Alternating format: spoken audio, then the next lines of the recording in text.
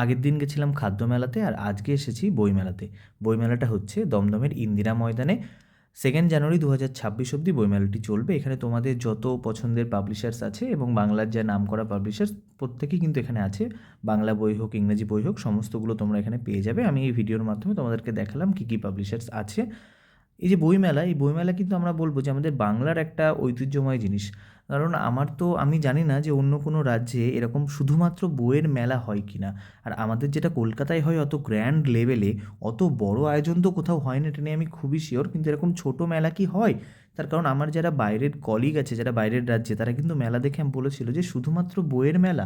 আচ্ছা, এই কনসেপ্টটা তো নতুন, আমি আগে কোনো দিন শুনিনি বা দেখিনি। তো কেউ যদি জেনে থাকো যে বাইরের রাজ্যেও কি এরকম বইমেলা হয়, আমাকে অবশ্যই জানিও। আর এই যে এত পাবলিশার্স এই মেলাতে এসছে, এর মধ্যে তোমাদের পছন্দের প্রকাশনী কে? এর বাইরের কোনো প্রকাশনীও যদি তোমার পছন্দের থাকে, তুমি সেটাও আমাকে যে বলতে পারো বা কমেন্টে সাজেস্ট করতে পারো। বই পড়ার ইচ্ছে আমার বহু দিনের, কিন্তু কি হয়, এর আগে পড়াশোনার জন্য টাইম করে উঠতে পারিনি।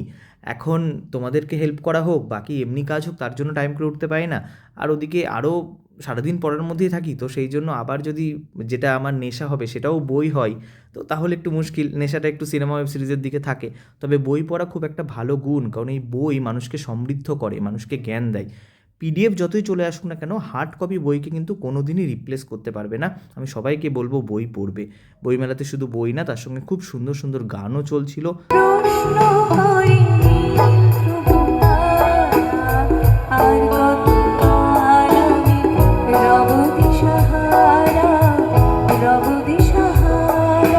আর এবার চলে আসছি যে কোনো বইমেলায় সবচেয়ে বেশি বিক্রি হয় যে পাবলিশার্সদের বই, তাদের দোকানে। আচ্ছা, এই পাবলিশার্সরা কিন্তু বই বানান না, এনারা বানান খাবার। আর এই পাবলিশার্সদের মধ্যে গোটা বইমেলার মধ্যে আমি বলতে পারি সবচেয়ে বেশি যে বইটি বিক্রি হয় তার নাম হচ্ছে ফিশ ফ্রাই। তো আমরাও সেখানে ফিশ ফ্রাই নিতে চলে এসেছিলাম। আশেপাশে আরও অনেক খাবারের দোকান ছিল, দাদা বৌদির দোকান ছিল যেটা বন্ধ ছিল, ওটা খুব দুঃখ পেয়েছিলাম। প্রথমে তো দোকান দেখে খুশি হয়েছিলাম, তারপর দেখলাম দোকান বন্ধ। কারণ দমদমে থেকে ব্যারাকপুরের বিরিয়ানি কে না চাই।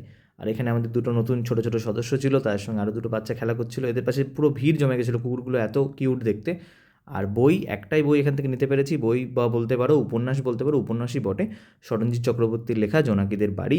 কিছুদিন আগে সরঞ্জিৎ চক্রবর্তীর লেখা পাতাছড়ার মরশুম আমাকে একজন গিফট করেছিল, সেটা পড়েছিলাম, খুব ভালো লেগেছিল। তো সেখান থেকে আজকে বইমেলাতে দেখলাম আরও একটা বই আছে এনার, বইটা ভালো লাগলো। বইয়ের থেকে তুমি উপন্যাস বলতে পারো। তো দেখলাম ঠিক আছে, এটাকে একটা চান্স দেওয়া যাক, পড়ে দেখি কেমন লেগেছে।